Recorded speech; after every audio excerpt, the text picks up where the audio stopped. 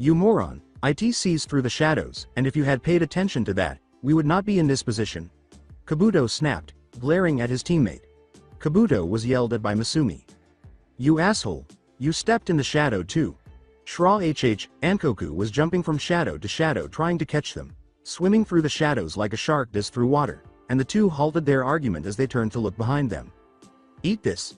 Yoroi yelled as he produced multiple explosive tags and threw them at Ankoku. Boom! The shadow monster exclaimed as it bounded forward and ingested the explosive tags. And burst into a limb and blood spray. Ha! How do you like that, you goddamn piece of... Yoroi smiled and jumped in the air, shouting. Kabuto and Masumi stared at the remains, which were twitching erratically, while Yoroi continued to yell. Looking at Yoroi, Masumi said, Yoroi, we should get out of here. He started to move slowly in the direction of the one area where he could not see any severed body parts. Yoroi turned and sneered, what's to worry about if we can defeat that thing? He started dancing while yelling. Damn, we don't know anything about this creature, for all we know it could be able to regenerate itself, Kabuto said anxiously as he peered around at the still twitching limbs. He saw the fingers of one of the severed arms start to crack and twitch. If that's the case, then we need to move, now. The body parts and limbs kept twitching before abruptly becoming motionless. Masumi and Kabuto sighed with relief, but Yoroi had not noticed and had gone on with his dancing and boasting. Thank you, Kami. Sama. Kabuto giggled to himself, it can regenerate itself. What was I thinking? The two genin swiftly left the blood-stained clearing after they were able to calm Yoroi down. One finger started to grow into a hand in a nearby bush, when there was no light at all. A few more fingers followed, and the ground was covered in threads of bloody shadows that spun together to form muscles and nerve endings, then bone, skin, and flesh. A newly formed Ankoku, more dangerous than an S-rank missing nin, had replaced the finger, which had been no more dangerous than a kunai knife, after a few minutes. Shra-hh. The shriek of the fallen Nara reverberated throughout the forest before it fled in the direction of its victim. Kabuto team. Alongside Naruto, the Abyssal God's servant snorted and muttered, so, he got himself killed, oh well, at least the bastard can regenerate himself. Naruto felt the pulse of his right arm as the eyelid blinked multiple times before glowing a dark blue color. Glancing down at her lord's emissary, Kurihime grinned and said, true Naruto. Sama, otherwise he would only be good for cannon fodder. Hinata put her arms around Naruto's shoulders and smiled, saying, yes Naruto-kun, he is nothing compared to you, you who are stronger than a cage. The girls flew down, placed Naruto on a large tree branch, and tucked away their wings. Stronger than a low jonin perhaps, but a cage, not yet I am afraid Hinata. Chan. Naruto laughed and kissed her forehead, causing her smile to widen and her features to flush hotly. Hinata thought to herself, when we get to the tower, you are mine na.ru.to.kun. She didn't bother to cover up her lecherous grin, which her team noticed. How dare that bitch come onto my Naruto.kun, huh? My Naruto.kun, where the hell did that come from? Tenku clenched her fists as she gazed at the Hyuga Transcendent. If I do choose Naruto Sama, I will be Alpha, not the Transcendent bitch. Kurihime scowled at Hinata and Naruto's intimacy. Hinata pouted and crossed her arms under her breasts, slightly emphasizing them, as Naruto took her arms from his shoulders and said, now Hina. Time, let's wait until we get to the tower before we do that. As they turned to face the tower, Hinata rolled her eyes and uncrossed her arms, saying, come on, we have everything we need and more. Naruto watched her intently and narrowed his eyes, saying, that's enough Hinata. This blasted forest is no longer necessary. He was ready to leap forward. Kurihime slit open her palms and formed blades of blood. Hinata charged lavender fire into her palms. Tenku created several swords of pure light energy that floated around her, and the four of them darted their heads around weapons ready as the chilling voice reverberated throughout the clearing. Oh, but there is Naruto-kun. My, you four are even more interesting than I thought. The dark voice started to laugh as it moved across the clearing without a distinct origin. The three women possess the ability of flight, an ability not even the great wind users of Suna can boast, and Boy is able to wield a sword that is as strong, if not stronger than those wielded by those of the Kiri no Shinobigatana Nanan and Shu. The voice continued with a dark laugh, you four may very well be worth losing the chance of taking the Uchiha. As he raised his sword in disgust, Naruto growled, the Uchiha is nothing in comparison to me. Show yourself you Uchiha-loving coward, he says, swinging the blade and sending a trail of abyssal fire flying out. A figure leapt through the branches and landed in front of the four warriors, causing a rustling sound in the trees. From the start of the tests, it was the feminine grass ninja. Taking Zansatsusha over his shoulder, Naruto growled in disgust and said, "So, it seems even foreigners are lining up to kiss the Uchiha's fucking ass." The effeminate man's smile darkened as he said, "What makes you think I am a foreigner?" The foreign ninja scowled but dismissed it, saying, "Perhaps, but then again." He reached up to his eyes, and then the four great warriors were suddenly the target of a sudden outburst of murderous intent. While Hinata could practically shape bloodlust, Kurihime was accustomed to it as a vampire, and Naruto barely felt it after feeling 10 times worse than the villagers. Tenku was truly confused by the unexpected outburst of ki because she had never experienced such intense ki before. The grass ninja laughed and said, "Oh my, it seems only one of you can't stand my ki, but by the looks of it, it is only disorientating her." His dark smile nearly split his features, and he said, "I truly have found a goldmine of glory." With a crack sound, the genin's jaw widened and a serpent crawled from his throat, hissing at the four while spreading venom from its fangs. Oh shit! Naruto's eyes widened slightly as he realized who this man was. The snake's jaws opened abruptly, causing a long sword's blade to fly out. The man grabbed at it as the blade's hilt emerged, and as his jaw cracked again, he swung the sword, causing the serpent to slide back down his throat. With a curse, Naruto turned back to face the girls and said, "Get Tenku out of here, she will only cause problems as she is." "What's wrong? Why are you so upset?" Hinata and Kurihime asked Naruto. "Why don't you reveal your actual self to them, Orochimaru?" Naruto said, turning back to face the grass ninja. "Well done, Naruto-kun." The grass nin laughed darkly, his voice shifting as he let his tongue fly out. He grabbed the space between his skin and hair, then ripped his face off completely, letting it drop to the ground. He smirked, flashing his snake-like fangs, and said, "Very good Naruto-kun. You are even more perceptive than I realized. Let's see how true the other rumors are." His face, which had some remaining bloodstains from the fake one, which had to have belonged to a living person, was pale, his eyes golden and slitted like a snake, and there were purple line markings at the edge of his eyes. He ran in Naruto's direction and swung his sword, but Zansatsusha stopped him. Naruto laughed. "If you think that pitiful sword can cut through a blade forged by the greatest smiths of the abyss, then you are sorely mistaken. Zansatsusha, it will make a lovely addition to my collection." Orochimaru smiled and lightly repositioned the sword in his hands before sending out a shockwave that slammed Naruto into a nearby tree, splitting the bark in the process. When Tenku leapt out of the way, Hinata and Kurihime yelled, "Naruto-kun, Sama," and growled at Orochimaru, "That ninjin will cost you money." They charged at Orochimaru, blood crazed, Hinata flicking her wrists, which were soon covered in lavender fire, Kurihime slicing open portions of her arm, and producing numerous blades of blood. How did he blow me back with that sword?" Naruto asked, opening his eyes and glancing at Orochimaru, who was now deftly avoiding Hinata and Kurihime. He studied the blade, wondering how it could have accomplished such a feat, explaining that the only blades that can do such fierce attacks are legendary, wielded by gods and demon emperors. Not mortals. Wait a minute. Then he recalled a story he had read in a book about a legendary demon emperor. Yamato no Orochi possessed a blade so strong that it split the earth and shook the heavens. When Yamato engaged in combat with Susanoo, the fallen god's son of Izanagi, the Kusanagi no Tsurugi, along with the Tatsuka blade, was lost forever. Naruto took a closer look at the blade and his eyes widened in horror because it was one of the strongest blades ever held in Orochimaru's hands. The actual Kusanagi no Tsurugi. "I must say I am impressed. I can't decide which of you would make a better body," Orochimaru said, holding the Kusanagi above his head while Hinata and Kurihime were beaten in front of him. He sneered cruelly, "I guess I will just have to dissect all of you in my lab and take what I want to create a new body worthy of my power."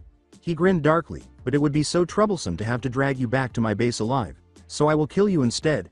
With the intention of killing them, he swung the Kusanagi down. "No." Clang!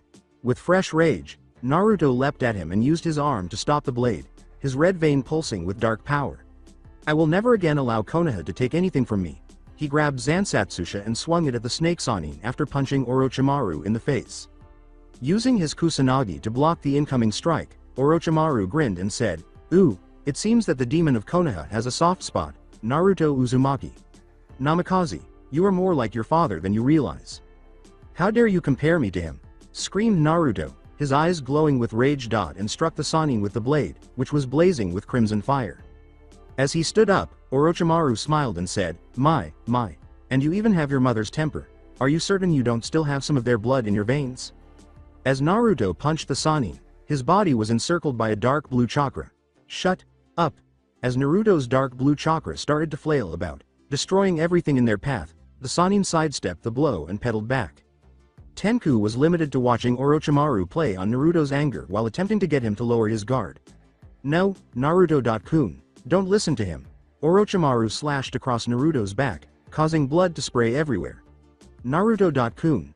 Tenku tried to get up, but she shivered as she felt the Sannin's aura, and she fell to her knees, sobbing. She could see her features in the expanding pool of blood beneath her as her tears ran down her cheeks. She recognized her mother's image, the one who gave birth to her and reared her to become the person she is today. Her inspiration, her motivation to live, both of them. She would not permit it, not while she was still breathing, for if she gave up now she would be a greater embarrassment to them than her father had ever been. In the end, you could never measure up to them. Naruto Uzumaki. Namikaze. Orochimaru positioned the Kusanagi at the nape of Naruto's neck and then thrust his blade forward. The light will bind you, dark abomination. But his arm was grabbed by a glowing golden chain of energy that wrapped around his arms. He looked back to where the chain was coming from to see Tenku holding her arm out while the golden chain was coming out of her palm. In the name of Kami, suffer for your transgressions. She made a sword of light and pulled the chain, sending Orochimaru hurtling in her direction. She tried to impale Orochimaru's head with the sword of light, but she froze when she felt a searing pain in her chest. The Kusanagi no Tsurugi was protruding through her heart and sternum when she looked down. How? Orochimaru may have a long reach, but how did he impale her when she was at least 10 feet away from him and the blade was only a foot away at most? When she looked down Orochimaru's arm, she saw something that startled and unsettled her. His arm had grown at least a meter long, giving him ample space to pierce her with the sword. Quite an interesting ability you have there. The Sannin yanked the sword from her body as her chain broke, reaching out with his hand as though he would grab her. I shall make it mine, he said, starting to move in the direction of Tenku. Orochimaru, but had to jump out of the way as Naruto swung Zansatsusha at his arm, nearly removing it. I will kill you. With sparks flying and their swords clanging against one another, he started to hack away at Orochimaru. Tenku gripped the wound on her chest as her vision started to deteriorate. I am sorry, mother. I am not worthy. She collapsed to her knees. I am a failure. Israfel was right. She closed her eyes for what seemed to be the final time. The door creaked open as Tenku snapped them open, revealing a dark cavern illuminated by torches. Don't give in to such a pitiful wound, girl. Not when you were so close, she said, looking down at the cavern that was shooting past her with a black gate in front of her. Take my power. No, she said, as the door started to open. Take our power, that which is rightfully yours. Inside, Tenku sensed a sinister aura that was more euphoric than she had imagined. It was soothing, as though she had discovered a new aspect of herself. The voice echoed, well, what are you waiting for? Do you want the power, or not? She asked, looking around. After swallowing, Tenku questioned, will it enable me to save Naruto-kun? The voice sighed and let out a little laugh. It can do that, and so, much, more. Tenku did not care that the tone was lecherous. Then hand it over to me. The final part was more of a whispering whimper, but it was loud enough for the dark voice to hear Tenku yell, give me the power, I will do anything to save him, just once. Very well, take the power. The dark voice laughed, and smoke erupted from the cavern as it said, and with it, everything you could possibly desire. A black smoky vapor started to flow out of the room. Tenku was engulfed in the smoke, which started to push its way inside her body, stuck to her skin like glue, and covered her entire body, leaving only her pristine silver eyes, which gradually filled with magma red. Beyond Mindscape. This is the end, son of the Yondaime. Orochimaru positioned the tip of the Kusanagi and slashed across Naruto's chest, leaving an X mark. He then pulled the blade back and shot it forward, threatening to kill Naruto. Orochimaru halted his attack as a quiet, icy voice that was more terrifying than his own reverberated throughout the clearing. Keep your filthy hands off of him, mortal. Naruto nearly had a heart attack from shock as he looked up to where the voice had come from. Tenku stood erect, but a black smoke engulfed her, tearing at everything in her path. When markings that glowed like red-hot magma appeared around her cheeks and arms, her once fair and pure skin took on a ghostly white hue. Liquid fire trailed between her snow white feathers, illuminating them as they fell from her, causing her pure snow white wings to darken. There were still strands of snow. White hair floating and growing, some of them sharpened at the end, but now there were black trails through her silvery blonde hair. But what was scariest of all were her eyes. When she smiled darkly, revealing her sharpened fangs, tears of blood trailed forth from her tear ducts, but now they carried a glow of pure fire that seemed to burn a hole into one's soul instead of the pure silvery color that once glowed from them. When Naruto saw that Tenku had become the only thing stronger than a vampire, his heart leapt out of his chest. A fallen. Alongside Team Kabuto using a scroll, Kabuto, Masumi, and Yoroi walked through the forest in search of the remaining team, but each time they came across one, they were utterly disfigured in some way. What on earth was happening here? Angrily, Masumi yelled, "Kami! Damn it!" He continued to yell as he punched a tree. "We have searched this forest and discovered more than 12 teams, and not a single one of them even possesses a scroll." "It is strange, but not impossible," Kabuto said, tapping his chin. "Maybe one of the groups aimed to ensure that few individuals passed the test." Yoroi added his own thoughts, pointing to the mangled bodies from Kirigakure, saying, "Yeah, but even still, there is no way anybody could accomplish something like this." All of the bodies were ripped and torn, but one of them had its head ripped clean off. "This is the third one we have found that was left in this condition," said Kabuto, letting out a sigh as he got up from inspecting the body. "What became of the heads, I wonder?" Kabuto turned to face Yoroi and said, "Well, it appears that we will have to stick with plan B. Which way is the tower?" Yoroi wiped the back of his head and said, I kind of forgot." Sweat trickled down his face. "Are you fucking kidding me?" Masumi snatched Yoroi by the front of his shirt and started shaking him violently. "The navigator was supposed to be you." After separating the two, Kabuto scolded them, saying, "Enough you two, fighting with each other is not going to do either of us any good." Masumi escaped Kabuto's hold and started yelling once more. "It's flawless, absolutely flawless. We are totally lost in addition to not having a scroll, which prevents us from passing this section of the test. How the fuck can this get any worse?" he yelled, looking up at the sky. Tra-hh. The trees split apart as a huge man-sized figure landed in front of the team, hissing toward them and drooling from its jaws. Looking at Masumi, Yoroi and Kabuto said, "You had to ask, didn't you?" With dark desires of pain and suffering, as well as bloodlust, Tenku gazed at Orochimaru. As he gazed at her, the snake Sanin began to shake. He was still completely frightened by the voice she had used to speak to him. "How dare you," she hissed, narrowing her eyes, and then screamed, cracking her wrist, "How dare you lay your filthy hands upon my Naruto-kun, you mongrel mortal?" As the flaming smoke swirled through the forest, she spread her black feathered wings wide, spraying smoke and flaming ash in all directions, setting the small plants around her on fire. She raised her wings and swung them down, launching herself into the air and leaving a trail of smoke and ash in her wake as she soared over the field. As Hinata and Kurihime gazed at the fallen angel, their hearts were filled with shock and terror. They were aware of Tenku's gentle, sweet, and kind aura, which was actually one of lust, animosity, and malice. "Amazing. Never in my life did I ever think I would see a fallen," Naruto said, looking at Tenku. With his thoughts racing, Orochimaru continued to gaze at the fallen angel.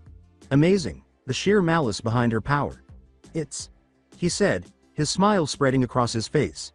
"It's magnificent, truly an object of beauty itself."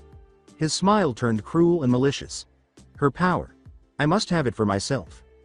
With a gloomy smile, he dashed up to a tree and toward the now fallen angel, swinging Kusanagi wildly because his desire for her power had blinded him. "You simple mortal. You believe you can defeat me?" Tenku sneered as she saw him approaching. She flicked her wrist, causing the black flames to form a long whip in her palm. "You will be punished for your hubris. Mortal." She swung the black whip at Orochimaru, who quickly leapt out of her way. "Such skill. Such power. It must be mine," Orochimaru said as he watched the ashen whip tear through the tree like it was made of paper. With an insane expression on his face, he leapt up at Tenku and swung the sword, bringing the blade down on her.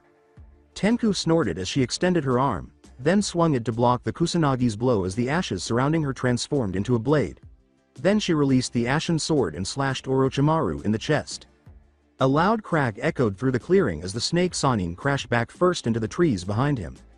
The three looked on in wonder at how easily the snake Sanin had defeated them. As Kurihime and Hinata gazed at Tenku in jealousy, Naruto found himself gazing at her in wonder at her strength. When Hinata noticed that Naruto was admiring Tenku, she scoffed and said, "How dare that bitch take my Naruto?" Kun's attention. To think that she, an angel, is outclassing Emi, a transcendent berserker, she sneered at her. Kurihime was staring at Tenku with a fierce expression.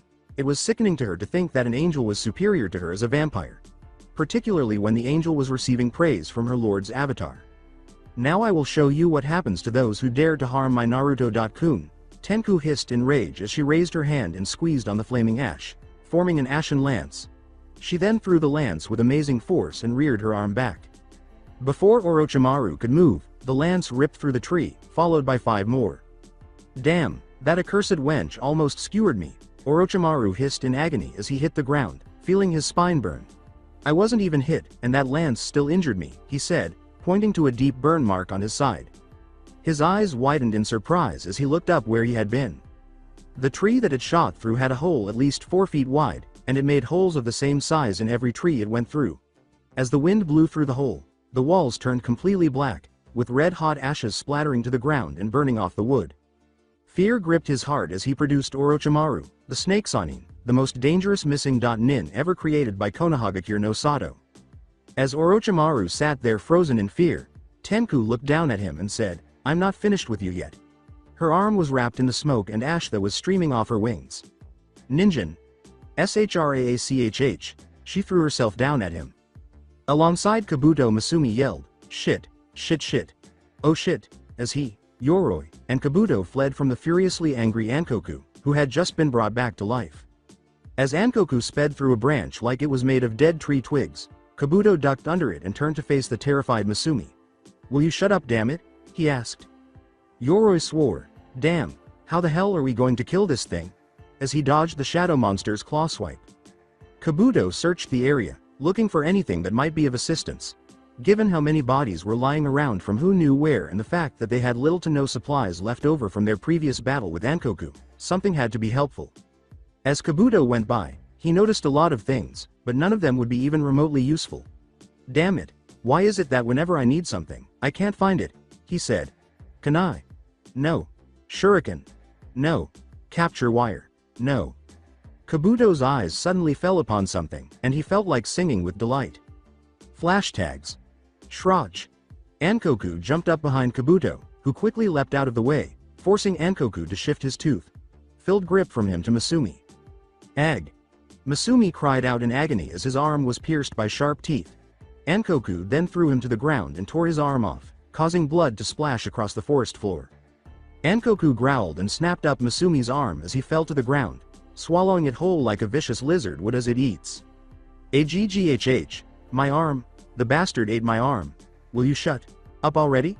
Kabuto snarled at Masumi, showing no concern for his teammates' safety as he snatched up the flash tags and began wrapping them around a kunai, tying the end of the kunai with ninja wire. Kami saw fit to grant you with a spare you dolt. After wiping the last of the blood from its lips, Ankoku growled and refocused on Masumi. As he attempted to crawl away, Masumi whimpered in terror, Please, leave me be. He crawled onto his stomach and attempted to flee, but Ankoku slammed his foot onto his back. Aggh, Masumi's eyes filled with tears of pain and terror. As its mouth opened, Ankoku licked his lips, and saliva trickled from his fangs. As Kabuto threw a kunai down Ankoku's throat and into its mouth, he turned up and said, Oh hello there. Am I interrupting? Ankoku gave Kabuto a questioning glance before stumbling forward as white spots started to appear on its flesh. It took its foot off Masumi's back and began to scream and hiss in a terrified voice. Like a match to paper, the white spots suddenly exploded, causing streams of light to pour out of his skin. Shrach.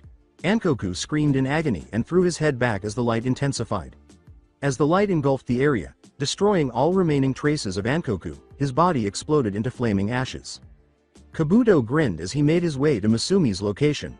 Hissing and writhing in agony, Masumi said, Sama. It hurts, as he turned to face Ankoku's body. My arm. Where is my arm? I'm afraid that your arm is no longer there, Kabuto sighed.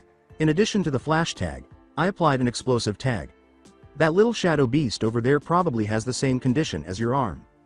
What? Yoroi said as he emerged from the trees. How are we going to proceed now? Given his current level of injury, we are unable to proceed with the exams. He turned and left the two of them alone in the clearing as Kabuto stroked his chin and said, True. With a smirk on his face. But I'm sure we can find ways around that issue. In the meantime, as she dive-bombed Tenku, Orochimaru leapt out of his way and slashed her fingers into the ground, igniting the forest floor and sending clouds of ash skyward before she took to the skies again.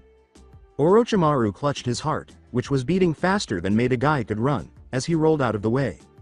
Flying up, Tenku looked down at her prey and said, "You can't outrun me forever. Ninjin." Parts of the forest surrounding her caught fire from the ashes burning off her wings as she plunged downward once more, making her way directly to the snake Sanin. "No, stay away," Orochimaru scurried back, his eyes wide with fear. He staggered to his feet and attempted to flee into the trees from Tenku.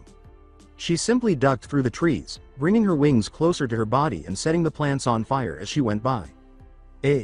Amazing. So, this is the power of a fallen one? Naruto said as he staggered back to his feet in the clearing.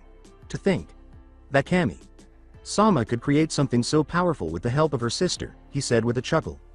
With a fake smile, Hinata approached Naruto and said, "I agree, Naruto-kun."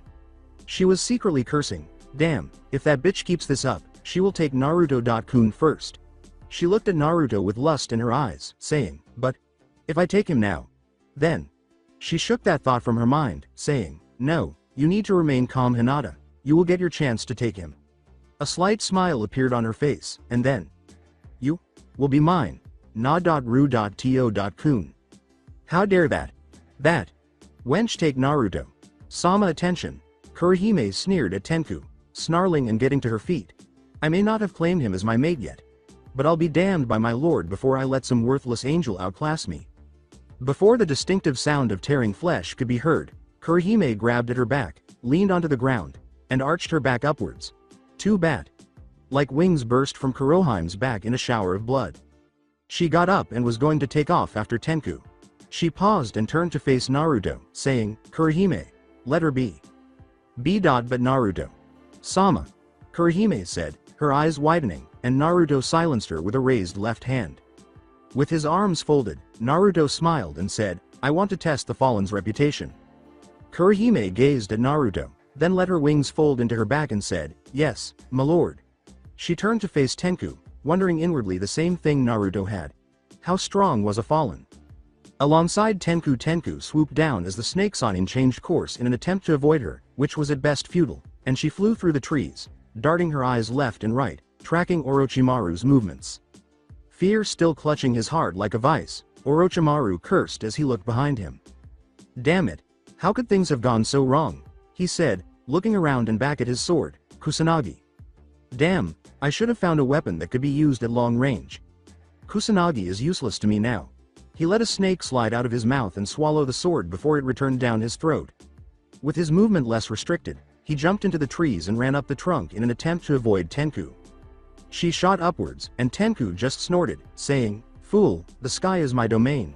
The ashes turned into a long spear when she extended her arm, and she gripped it tightly before charging forward with the intention of impaling Orochimaru's miserable heart. When Orochimaru looked down, he saw Tenku charged at him, sprang to his side just in time to dodge the spear, skidded across another tree's trunk, and jumped into the jungle below. "Unholy fires of darkness, ashes of the damned. Come forth and bring your vengeance and sear the earth with your touch." Tenku hissed and dove after him. Her arms were covered in ash, and her eyes glowed a deeper crimson. She pushed her arms forward, causing the ash to fly in the direction of Orochimaru, spinning like a hurricane. Orochimaru started to tremble and panic, trying to figure out how to get out, and he leapt away from his original course, but the ashes followed, changing their course. His heart started racing, and he cursed because he knew he would die and there was no way he could avoid those. "Say hello to Yami-sama for me, Snake-san," Tenku said with a gloomy smile when she noticed Orochimaru's posture. The forest floor was hit by the ash that exploded outward. As she watched her attack turn into innocuous cold ash, Tenku gaped in disbelief. What? How did this? Why do I feel?" she asked, clutching her head as her wings started to fall apart and the forest appeared to spin. She never completed her statement before her wings dissipated and she fell toward the ground, crashing through a number of branches before hitting the ground and leaving a crater the size of a human. When Orochimaru heard the crash, he stopped running and turned to face the source. His eyes widened, and then a dark smile appeared on his face when he saw Tenku, lying on the ground, helpless. "Ha ha ha ha. That little wench thought she could challenge me. One of the Densetsu no Sanin," he said, his smile widening, and a dark giggle escaped his lips. He shook as the giggle turned to silent laughter, and then he threw his head back as the dark laughter reverberated. Taking out a syringe and a kunai, he said, "Though, I have to admit, you are incredibly powerful. Far more than anything I have ever seen from Konoha." He licked his lips and pulled on the syringe, saying, "I will have to see what makes you tick. I'm sure a few drops of blood will suffice." He leapt out of the tree and landed a few meters away from Tenku. As he was ready to pull, Orochimaru smiled as he bent over and stabbed the syringe in her arm. In other places with blood still dripping from the stump, Masumi was whimpering in agony and clutching his arm, looking at Yoroi and saying, "Why? Yoroi. Page please. I require medication." As he relaxed, Yoroi snorted and said, "Stop your whining. Kabuto will be here soon, then we can get on with this damned exam." Yoroi and Masumi turned toward the voice and saw Kabuto approaching them with something concealed behind his back. "I have good news, Masumi, soon you will be able to use 2 arms again." He smiled and took out the object behind his back, saying, "Sadly. This will hurt." Masumi opened his mouth and said, "Ah, there you two are." Kabuto brought a human arm, probably from one of the nearby corpses, and Masumi gaped in disbelief. "Now, hold still Masumi," said Kabuto as he advanced and produced a medical needle and some ninja wire. As Kabuto moved toward him, Masumi looked at him horrified and said, "No. No. No." Masumi's cries of pain reverberated throughout the woodland. Alongside Orochimaru, when Orochimaru heard a scream of pain, which was unmistakably Masumi's, he snapped his head up and exclaimed, "What the?" Clang! He had to leap away, tearing the syringe from Tenku's arm as Naruto, Kurihime, and Hinata appeared in front of him, all prepared for battle. "This is not over, little brats." Orochimaru cursed his bad luck and pointed at them before jumping towards the trees and disappearing into the darkness, leaving the 4 of them in the clearing. After lowering Zansatsusha, Naruto sighed and turned to face Tenku. "Well, I guess the Fallen are not as powerful as I thought. However, her power is impressive." Naruto knelt down as he watched Tenku transform.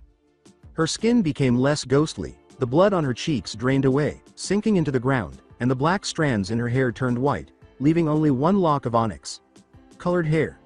The markings stopped glowing and turned completely black. Her wings were now pure white, save for the smoky black tips at the end of each feather.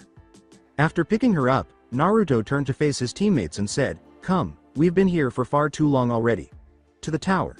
Kurihime and Hinata trailed behind him as he leapt into the trees. Returning with Kabuto while cleaning his medical equipment and removing blood and fluids from his supplies, Kabuto sat by a river and hummed a melody.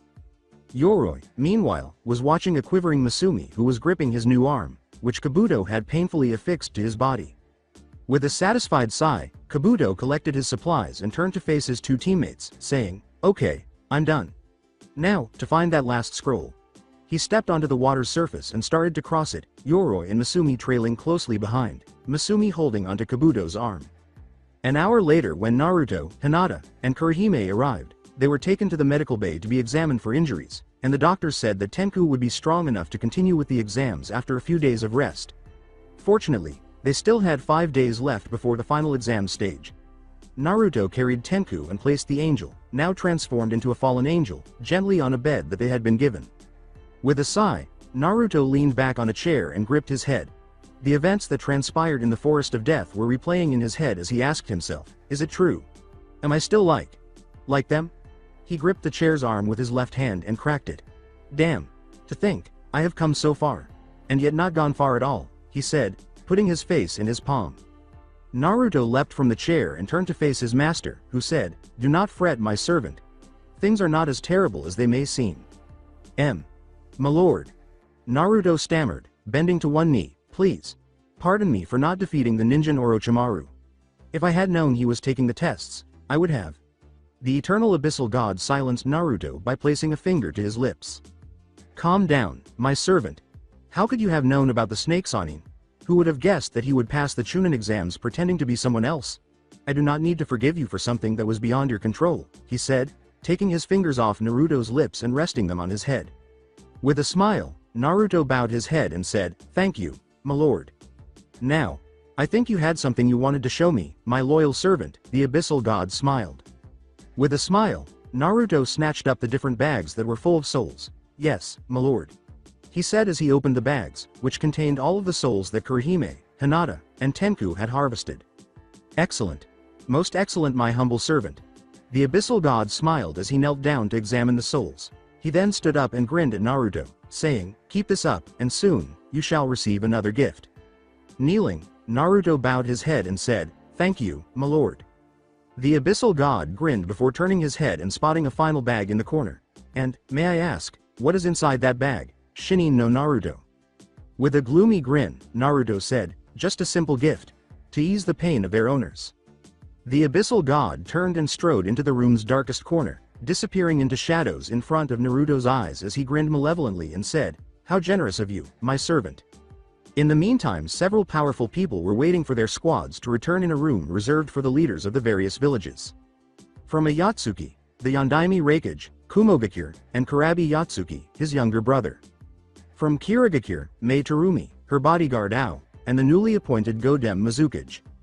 The Sandame Tsuchikage Ryodanban no Onoki and two masked Enbu of Iwa came from Iwagakure. They were all very concerned about the condition of the teams that had been dispatched into the forest. Mei was tapping her foot while perspiration trickled down her face. Ao was sitting back and muttering to himself.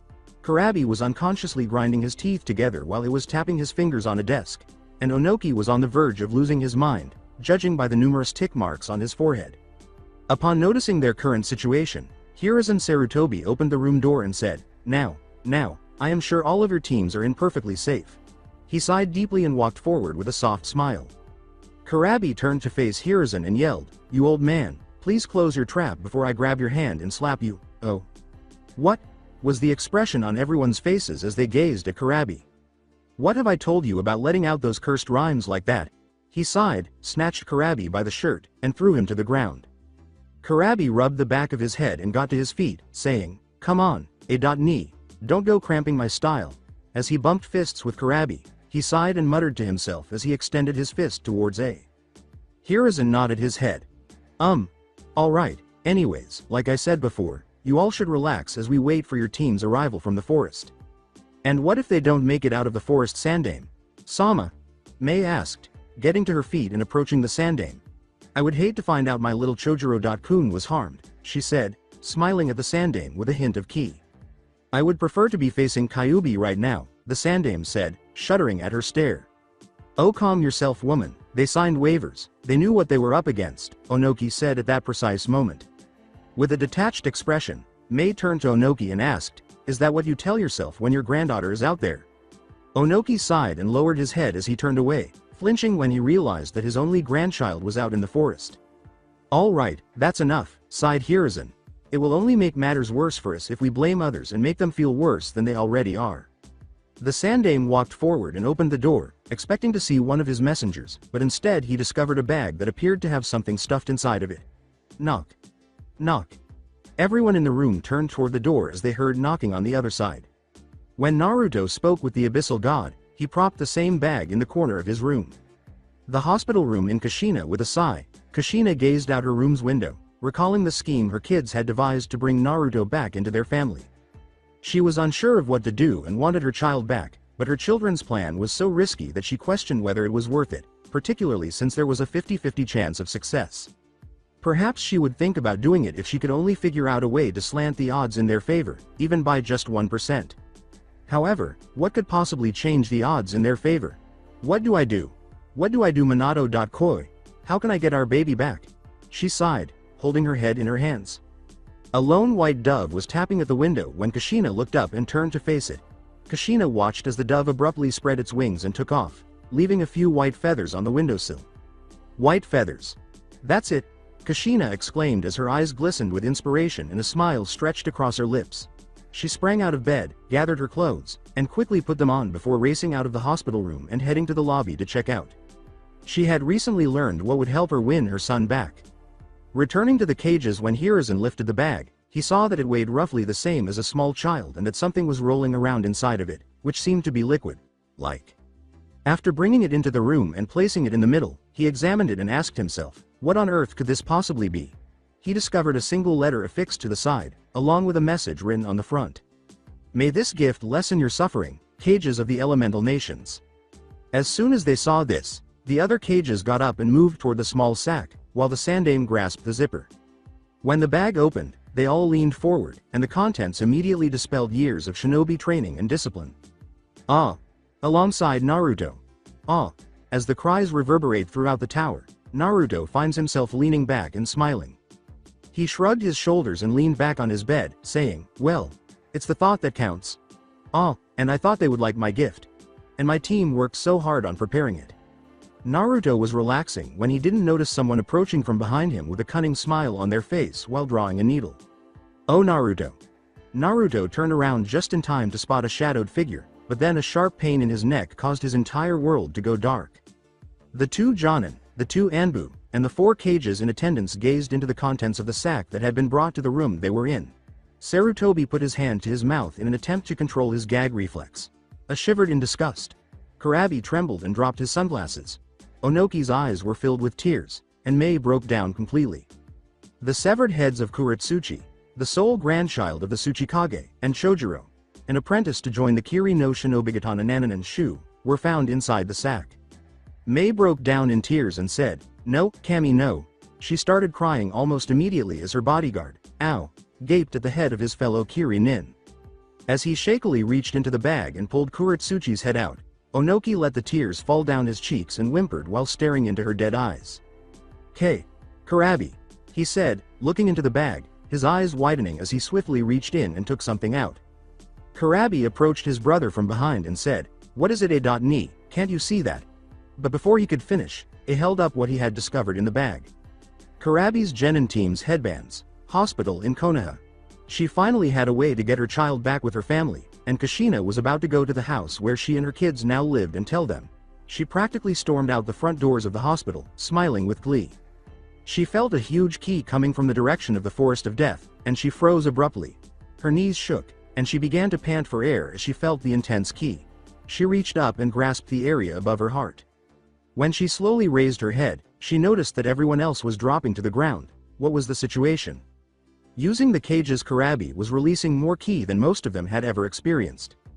The only experiences that came close to this level of ki were those of Hiruzen during the Kyuubi attack and Ayatsuki during the Sandame's reign when the former Hachibi Jinchuriki lost control. Mei experienced a similar presence during the anger of the Yondaime Mizukage or during the loss of control by Yudakata, the current Jinchuriki of the Rokubi.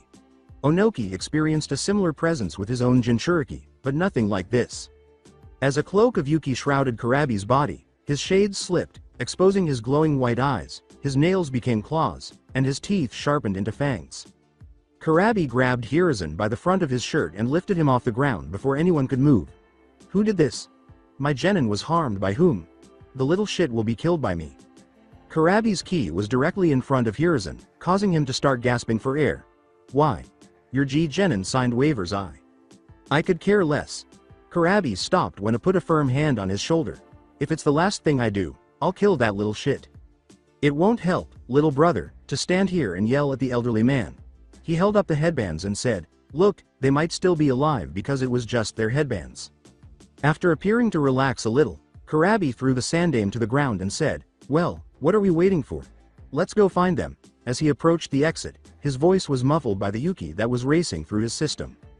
Hiruzen was able to exclaim, "Your team will be disqualified from the Chunin exams in Konoha and will never be permitted to take them again if you go into the forest to locate them." After turning off the Sandame, Kurabi walked out of the room. "I would take that as he does not care," he said, sighing, turning to face Hiruzen. He shook his head and trailed behind his younger brother to make sure he hadn't done anything foolish. "Tsuchikage. Sama, I am sorry for your low." "Thump," he said, putting a gentle hand on Onoki's shoulder before stopping as Onoki fell onto his back as he started to convulse. "Onoki." Hiruzen sighed and shakily stood up before turning to face the 2 remaining cages.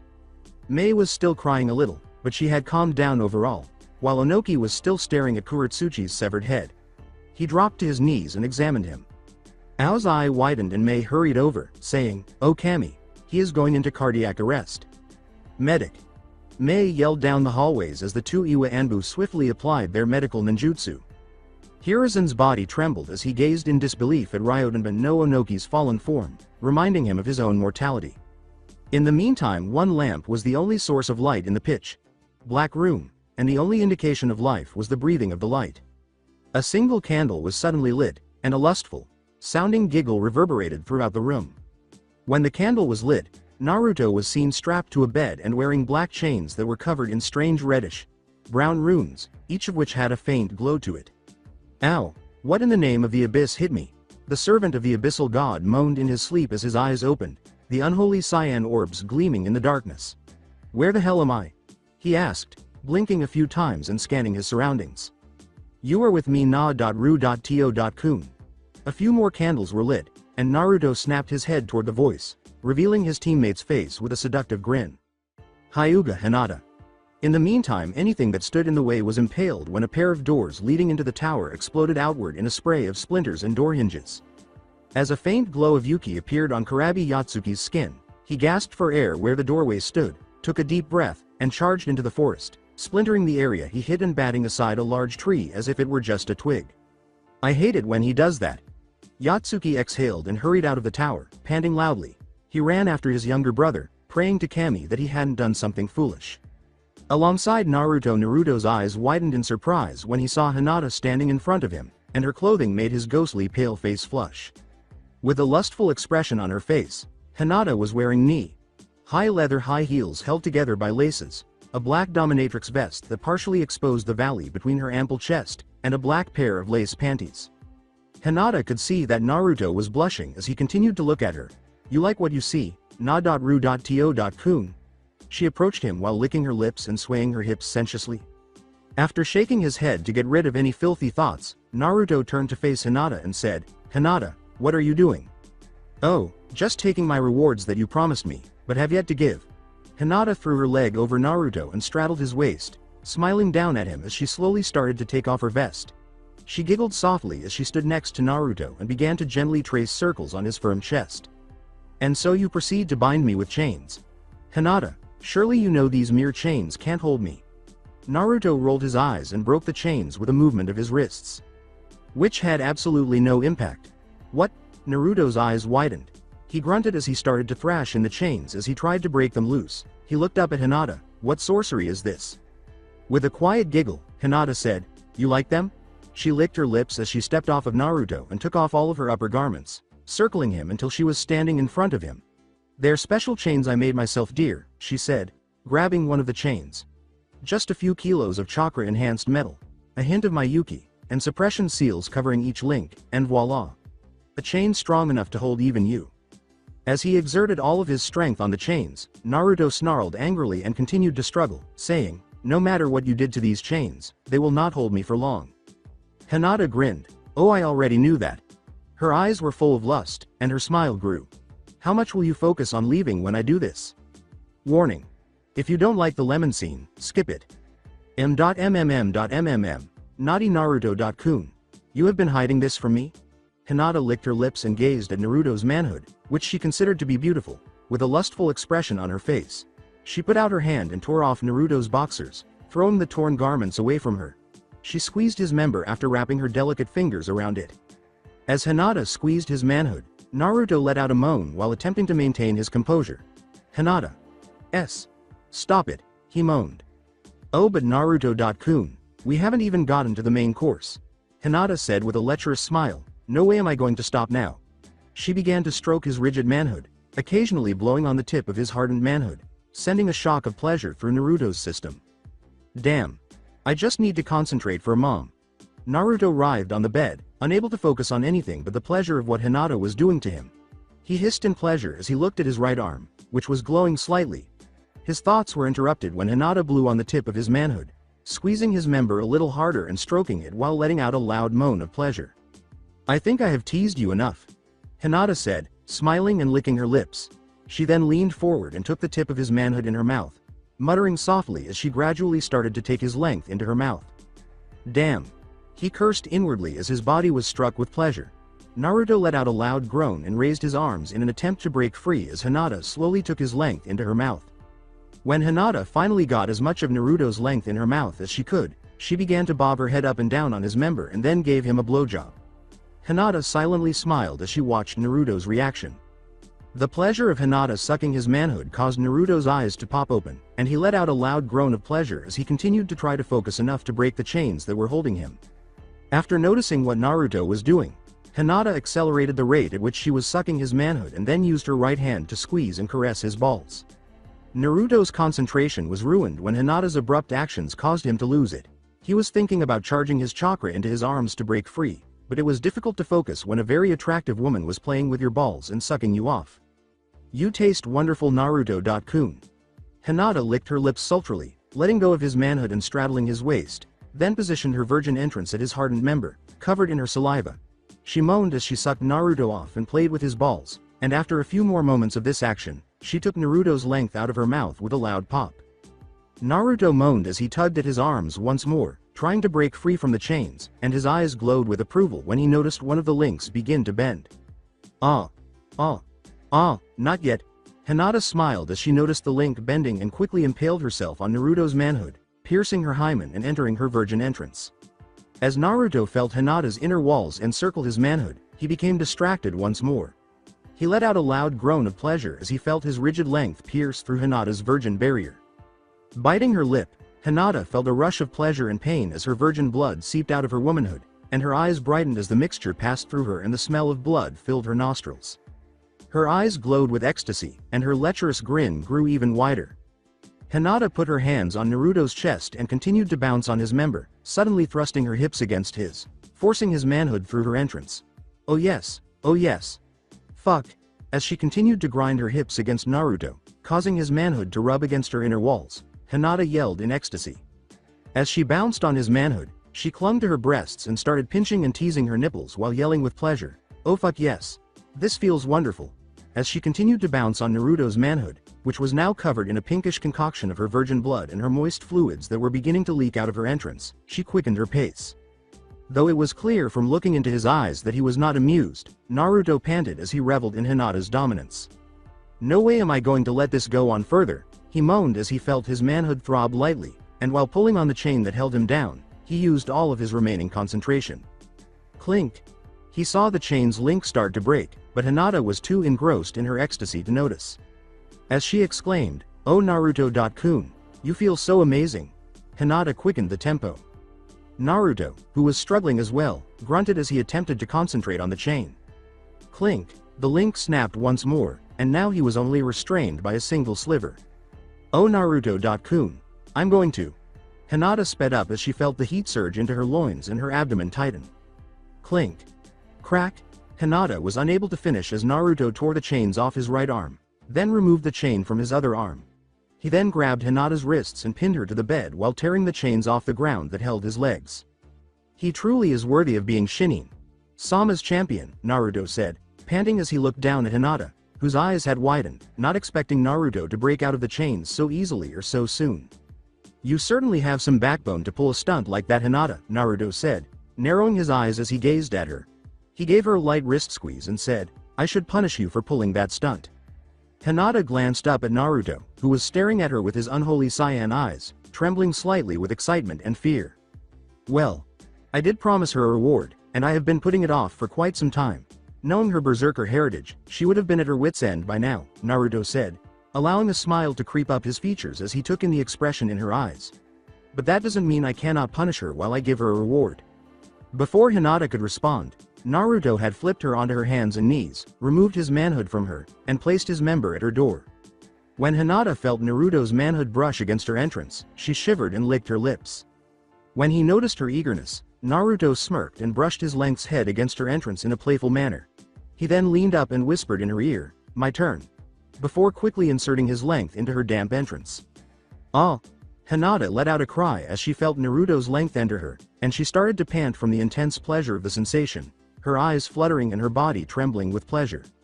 As her inner walls closed in around him, Naruto's smile grew as he carefully slid his member out before quickly thrusting it back in. "Oh Naruto-kun." Hinata groaned in delight every time Naruto thrust inside of her. "Ah. Ah. Ah." She started to shift her hips in time with Naruto's thrust, which gave her even more pleasure. With a smile, Naruto accelerated the pace, saying, "I'm sure you're enjoying this, Hinata-chan." He heard her yelp and smiled as he slapped her ass. As Naruto began to mistreat her ass, Hinata hissed in a mix of pleasure and pain and whimpered, "More." With a raised eyebrow, Naruto said, "Huh?" Hinata whimpered, "Please. Smack my ass more, with a groan. As he continued to thrust inside her, Naruto smiled and said, as you wish. As he slapped her ass, he intensified his thrusts. Naruto continued thrusting inside Hinata for a few more minutes before she collapsed to her elbows, saying, oh yes. Yes. Oh fuck yes. When she felt her loins tighten, she thought, I'm going to, but was too overcome with pleasure to finish. Feeling his member throb, Naruto moaned. He quickened his pace and squeezed her ass, saying, me too. At last, both were unable to contain their release any longer. As Hinata released, Naruto did the same, causing their fluids to mix. As their combined fluids dripped out of Hinata's entrance, the two collapsed onto the bed, panting heavily. Hinata turned her head slowly and gave a seductive smile. Time for the second round, Naruto said with a laugh as he withdrew his member and turned her over. The lemon scene is finished, alongside Kurabi. Furiously searching through every bush he could find, Kurabi ripped through the forest of death's underbrush. In the process of trying to find his straggling students, he had uprooted a sizable number of trees. Kurabi was acting wildly irrationally when it finally caught up to him. Kurabi began excavating while frantically calling for his group. Every time he dug, he tore up roots that stood in his way. After he finished excavating one hole, he began digging another, and another, and another. After observing his younger brother's desperate efforts to locate his team for 10 minutes, he finally strode up to him and exclaimed, Kurabi. Kurabi felt a fist slam into his face and grabbed his nose as he looked up to see who had called. Then he was lifted up to see his older brother after being seized by the front of his clothing. Kurabi. What in the name of Kami are you doing? Said a trembling Kurabi. Kurabi glanced at the ground. I looked everywhere for them, Iniki. They aren't here. I thought maybe an Iwati. Team U used Doden Jutsu to bury them and he threw Kurabi to the ground after slapping him in the head and saying, Kurabi, enough, think Kurabi. Stop coming up with high-strung theories. Especially when you have not covered more than an eighth of his accursed forest. Use your head. This is not the only place where your students could possibly be. As his brother lectured him, Kurabi lowered his head and gave a little sniffle. His nostrils were hit by the familiar smell of blood. Raising his head, he sniffed the air and looked around. He started sniffing around and walked right by his brother, ignoring his lectures. Hey, I am talking to you, Kurabi. Now you had better listen to me. A growl followed Kurabi. Ignoring A as he smashed through the brush, Kurabi took off into the forest. He sighed and sprinted after his younger brother as fast as he could after slapping himself in the face and asking, why you little? Following the scent of blood, Kurabi ripped through the forest of death's small trees and bushes. Large clouds of dirt and leaves flew into the air as he crashed through a group of trees, toppling them. The smell of blood hit his nose so hard that it made him want to throw up, and he skidded to a stop. His eyes widened in horror at what he saw, and he covered his nose to look around. Damn Kurabi. How come you have to run so fa? It halted his students as he was attacked by the smell of blood. He looked up, and his eyes widened in horror. A ran up to Kurabi, panting, placing his hands on his knees. Their bodies were covered in burns from some kind of heated metal, and Kurabi's students, Samui, Omoi, and Karui, were hanging nude above a pool of their own blood with thorn vines wrapped around their arms and legs barely hanging above the blood below. They had scars from some kind of whip slashing across their bodies, and kunai had been stabbed directly into their abdomens. No. Kurabi collapsed to his knees, letting his face drop into his hands as sobs raged through his body and tears trickled down his cheeks. Kurabi, I am so sorry, little broth, he said, biting his lip while resting a reassuring hand on Kurabi's shoulder. Boom. An explosion of Yuki coming off of Kurabi knocked him back a few feet. The number of chakra tails started to grow, Kurabi's nails grew longer, his eyes glowed white, and his teeth were gritted tightly. As the Yuki started to lash out at everything nearby, he slammed his fists into the ground. His eyes were filled with fear as he saw what was going to happen next, and he clenched his fists as he felt the terrifying Yuki teeming off of his younger brother. When Kurabi reached the fourth tail, his skin started to peel off and burn into ashes, exposing his flesh with the Hachibi's Yuki flowing through it. This was different from his usual transformations, where it would just be a normal chakra cloak. Kurabi, calm yourself now. Do you want to destroy all that is left of your students? Said A as he hurried to his brother and grabbed his shoulder. Looking up at his older brother, Kurabi appeared to be shaken out of his anger by this statement, and his Yuki started to retreat back into his seal. The Yuki burns on Kurabi's skin were the only indication that it had ever been free after a few more minutes.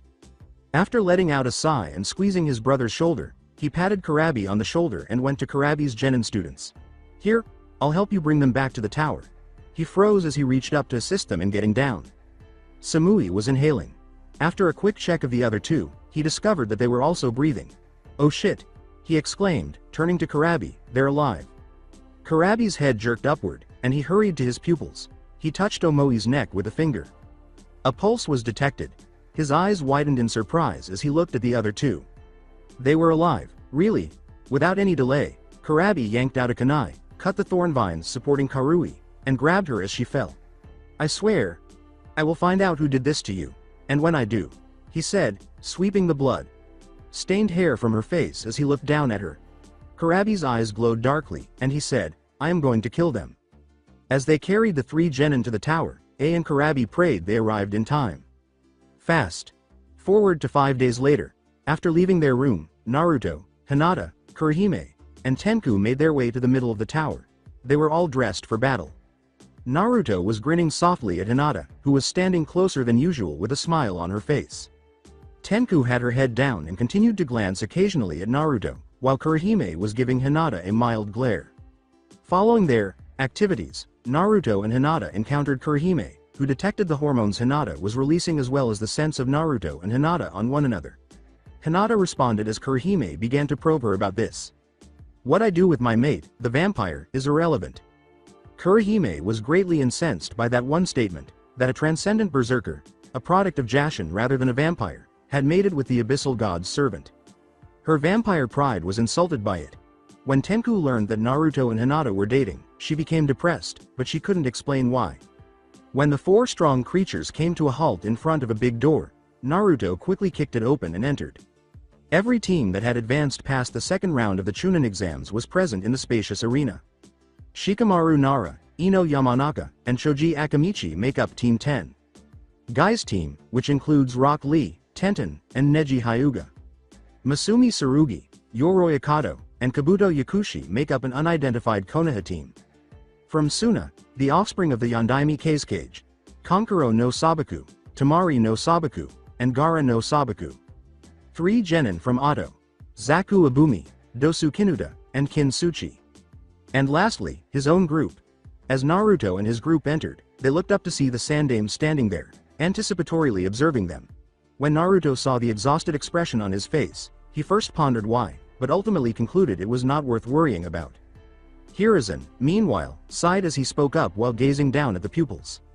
"As in anime, I won't change it, I'll just take out the dialogue between Kiba, Sasuke, Sakura, and Shino." Hayate, the proctor, coughed. Cough. If you would all turn your cough attention to the board, we will decide the first 2 contestants. The board was cycling through the different contestants who had passed when everyone looked up at it. After a full minute, the board finally paused to reveal the first 2 competitors. Hayate was coughing. "Would Kurihime and Yoroi Akado please come down to the arena?" With a somber grin, Kurihime turned to face Naruto and said, "Wish me luck, Naruto." "Sama." She then leapt over the railing. "Ready to lose, little girl?" Yoroi asked, descending the stairs and preparing himself for battle in front of Kurihime. Kurihime put a finger to her chin and said, I do not know." Her eyes briefly glowed and she smiled, flashing her fangs. "You ready to die, Ninjin?" she asked. "The first fight between Kurihime and Yoroi Akado." "Hajime," said Hayate, coughing once more and lifting his arm out. With his hands flexed, Yoroi rushed forward and hurled them in Kurohime's direction. Kurihime swiftly took hold of his hand, drew him to her, and slammed her fist in his face.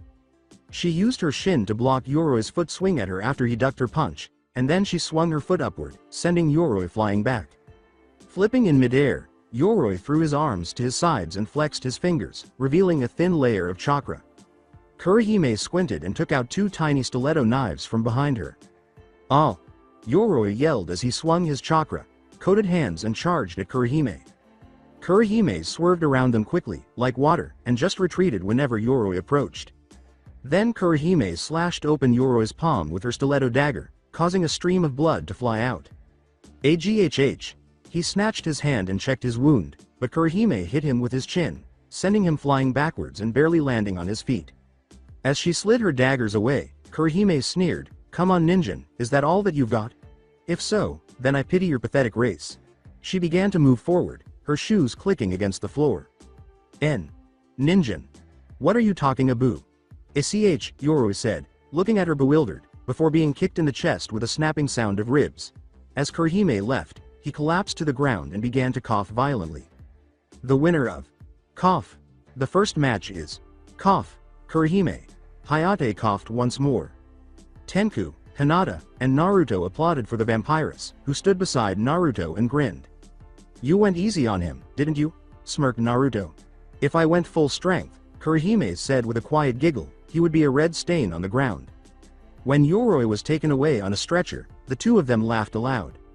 Hey! Rock Lee shouted, that is no way to treat an opponent who has done their best, as Kurihime and Naruto stopped laughing and turned to face him. I guess we did not learn our lesson the first time. Naruto sighed and reached up to Zansatsusha. His eyes snapped open as he pulled Zansatsusha out and pointed it at Lee, who jumped back with a terrified yelp. Shut your fucking mouth. The Chunin exams is a replacement for war, thus we are expected to act as if we were at war. Now keep your mouth shut, you spandex-wearing weirdo. He put his sword away and turned back to the battle. Lee continued to glare at Naruto until he noticed the expression on Kurohime's face. Her slitted eyes were staring into his brown eyes with a faint crimson glow. With a shiver, he turned away quickly and glanced up at the screen. When it finally stopped, Hayate turned from the screen to the audience and said, Will Zaku Abumi and Shinin no Naruto please come down? Gazing at Zaku, who was excitedly making his way down the stairs, Naruto grinned. With a soft smile, Naruto walked slowly down the stairs. Finally, he said, his right arm's eye-slitting open. I have been getting rather bored lately. You might as well give up now, I am going to wipe the floor with you here and now, Zaku said with a smile while crossing his arms. With his arms crossed, Naruto turned to face Zaku and grinned cruelly, saying, Really? I would love to see you try, little man. If you have what it takes. You are going to regret saying that, you punk, added Zaku, sneering as he uncrossed his arms. The fight between Zaku Abumi and Shinin no Naruto. Hajime, said Hayate with a sigh and a raised hand. Zankuha, was yelled by Zaku as he threw out his arms, and Naruto was hit by a blast of compressed air. As the air wave sliced through the earth and hurtled in his direction, scattering debris all around, Naruto merely arched an eyebrow. Move Naruto.kun, Tenku yelled over the edge, her eyes widening. With the air wave directly in front of him, Naruto raised his left hand and batted it away, causing it to slam into the wall behind him without showing that he heard her.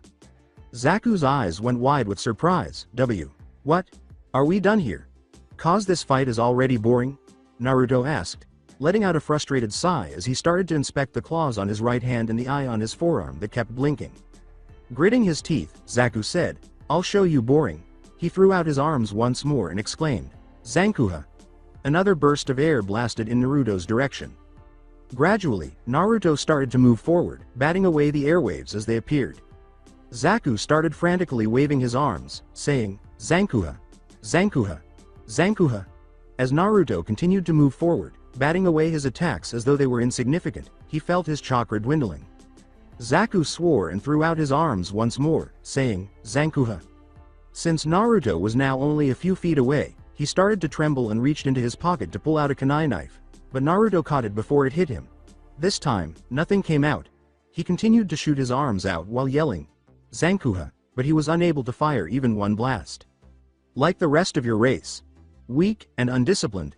Naruto shook his head and kicked him in the stomach before swinging his arm down and flinging Zaku face first to the ground, causing his arm to snap and his nose to break, a sound that reverberated throughout the arena. While coughing, Hayate said, the winner is cough, Shinin no Naruto. With a sneer, Naruto went upstairs to join his awaiting teammates before turning to face the board to determine who would be the next to engage in combat. That's it for today. I hope you guys enjoyed this great story. See you in the next one.